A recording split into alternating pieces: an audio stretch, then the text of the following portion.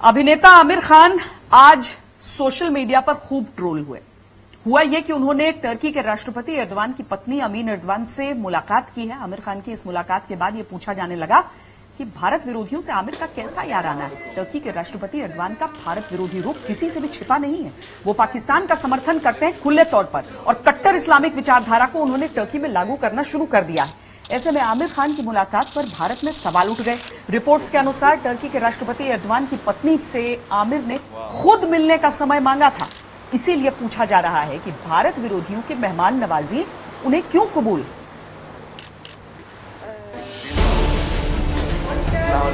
आमिर खान की मेहमान नवाजी कर रही इन मोहतरमा का नाम है एमिन एर्दोवान। जी, एमिन एर्दोवान, टर्की की फर्स्ट लेडी, टर्की के राष्ट्रपति रजब तैयब एर्दोवान की पत्नी। अब इस मुलाकात का बहाना क्या था, आप ये जानें उससे पहले जान लें कि भारत में इस पर हंगामा बरपा हुआ है। हाल के वर्षों में टर्की के भारत विरोधी रवैये को हर कोई जानता है। राष्ट्रपति रजब तैयब एर्दोवान की कट्टरपंथी इस्लामिक सोच को भी दुनिया जानती है। बस इस पर ही पहले सोशल मीडिया पर घमासान हुआ, फिर राजनीतिक बयानों की झड़ी लग गई। हिंदूवादी संगठनों की ओर से सीधे हमले होने लगे।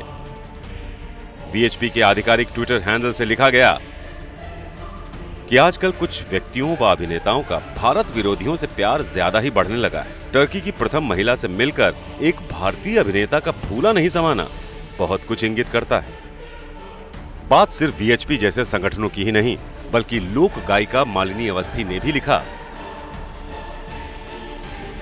आमिर खान बहुत बुद्धिमान हैं। उन्होंने इजरायली प्रधानमंत्री नेतन्याहू से ना मिलकर एक संदेश दिया और टर्की की फर्स्ट लेडी एमिन एर्दोवान से मिलकर भी एक संदेश दिया। ठीक है, भारत अब आपको अच्छी तरह समझ गया है। इस साफगोई के लिए आपको धन्यवाद। बीजेपी सांसद सुब्रमण्यम स्वामी ने लिखा, तो आमिर खान को 3 खान सिपाहियों में रखना आज सच साबित हुआ। आजकल कुछ नेता अभिनेता अपने आर्थिक हित साधने के लिए राष्ट्रीय हितों को भी परवान चढ़ाने पर तुले हुए हैं। आखिरकार ये बताइए कि ये जो टर्की वही है ना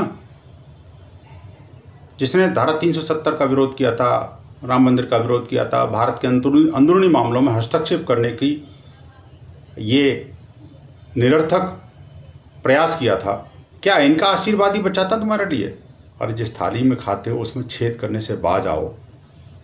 आपके सुधी दर्शक और फैन इस बात को अच्छी तरह समझ रहे हैं। टर्की के राष्ट्रपति की पत्नी से आमिर खान की मुलाकात पर हो रहे घमासान के बीच अब ये भी जान लें कि आमिर वहां गए क्यों हैं। आमिर अपनी फिल्म लाल सिंह चड्ढा की शूटिंग के सिलसिले में टर्की में है। बताया जा रहा है कि इस्तांबुल में राष्ट्रपति आवास हुबेर मैंशन में यह मुलाकात आमिर की ओर से भेजी गई दरख्वास्त पर हुई।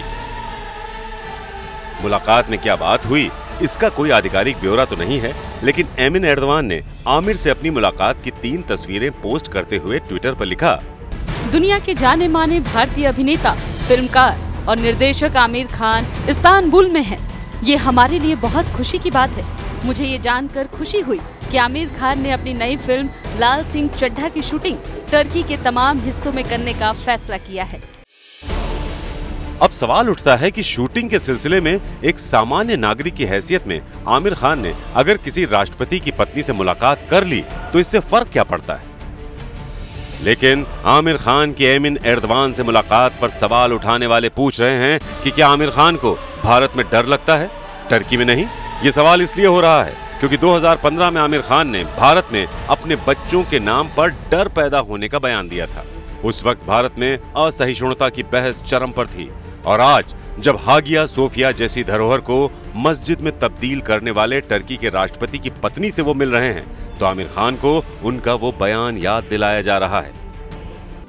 Do I agree with that? I also feel that there is a sense of insecurity, there is a sense of fear, there is a sense of more than there was earlier.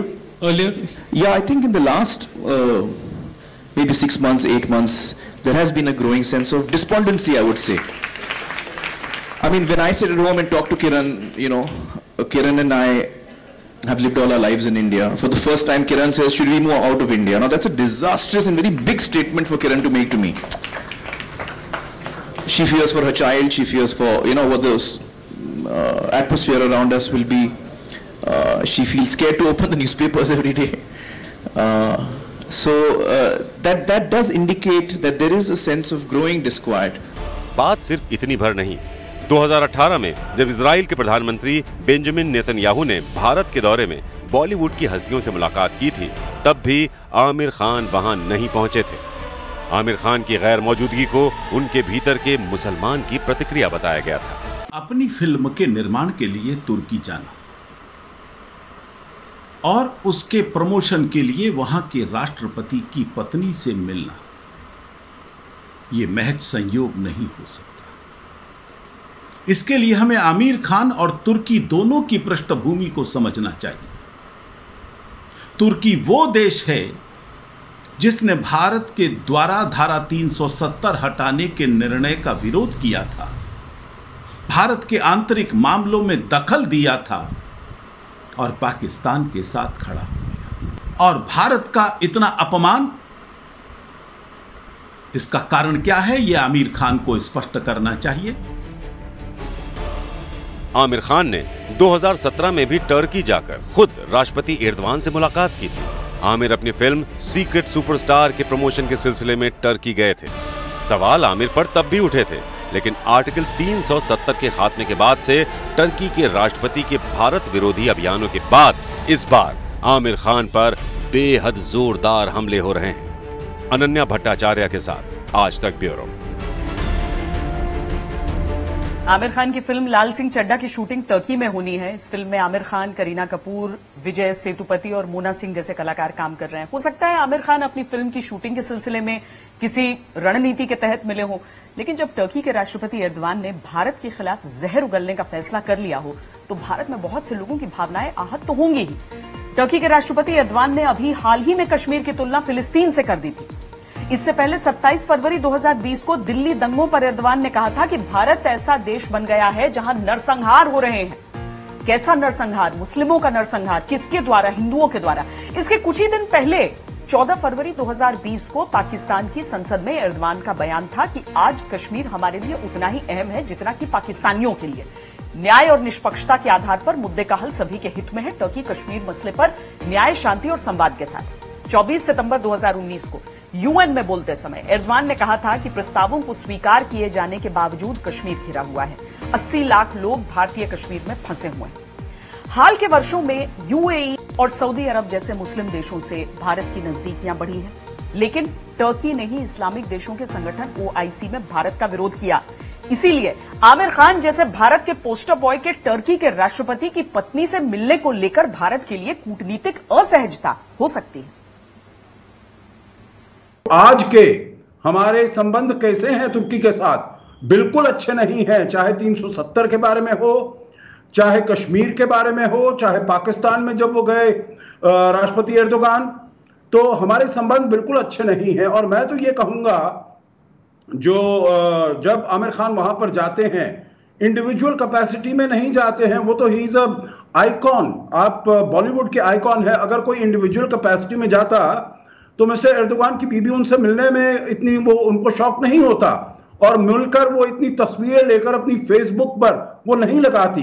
वो इसीलिए लगा रही है क्योंकि he is an icon, he is a well recognised individual. बीते कुछ सालों में आमिर खान कई बार विवादों में पड़ चुके हैं और इसी का खामियाजा था जो उन्हें 2017 में अतुलनीय भारत के कैंपेन से हटाया गया था। 2006 में आमिर खान ने नर्मदा बचाओ आंदोलन को अपना समर्थन दिया। मेधा पाटकर के साथ वो धरने पर बैठे। उनके इस कदम को लेकर उनका जबरदस्त विरोध हुआ था। गुजरात में उनकी फिल्में थिएटर में नहीं लगने दी गई थी। लेकिन आज जब आमिर खान नए विवाद में पड़े हैं तो उनके कुछ समर्थक भी हैं। कांग्रेस ने भी आमिर खान की ट्रोलिंग पर सवाल उठाया है। I don't know Amir Khan at all, quite frankly. I'm a fan, but I don't know him at all. Now, who is meeting and what he is doing is perhaps his concern. If at all there is a reason, if at all he is being questioned for that, I think social media platforms will have to look into what sort of trolling are you okay with? I mean, should every move a man makes be questioned, be examined, be put under the scanner? I'm not so sure about that. वैसे आज जब आमिर खान की amine Erdogan से मुलाकात की खबरें आईं तो उसी समय कांग्रेस के नेता अभिषेक मनु सिंघवी का एक ट्वीट आया। उसमें उन्होंने लिखा था कि एर्दवान खलीफा बनने की कोशिश कर रहे हैं, वो हमेशा भारत विरोधी रहे हैं और टर्की भारत में चरमपंथ की फंडिंग कर रहा है। टर्की भारत का सबसे बड़ा अदृश्य खतरा है। एर्दवान या उनके किसी परिचित पर भरोसा नहीं कर सकते। हालांकि शाम होते होते उन्होंने कहा कि मेरा ट्वीट आमिर खान पर नहीं था। उन्होंने दूसरा ट्वीट करके लिखा कि मेरा सुबह 9:24 के ट्वीट से आमिर का लेना देना नहीं है, न तो उनका जिक्र किया न टैग किया, वो मेरा टर्की पर विचार है। आमिर का आजाद नागरिक है, वो किसी से भी मिल सकते हैं। पहले मुझे बताइए कि मैंने आमिर खान के विषय में कब किया ट्वीट, आप दिखा दें मेरे को अभी। नंबर 2, मैंने सफाई कब दी, ये भी दिखा दीजिए। मैंने तो ये स्पष्टीकरण दिया कि इसका मेरा मानना है कि टर्की भारत के हितों के विरुद्ध एक्ट कर रहा है। आमिर खान का तब होता मुद्दा जब या तो मैं टैग करता, आप लोग ट्वीट समझते हैं, या नाम लेता। अगर मुझे कुछ कहना होगा आमिर खान के बारे में तो मैं झिझकूंगा नहीं उसके बारे में कभी बोलने में, इस पर क्या आपत्ति है। लेकिन जब मैंने कहा ही नहीं उनके विषय में, मेरे को वास्तव में उनका विषय था ही नहीं माइंड में।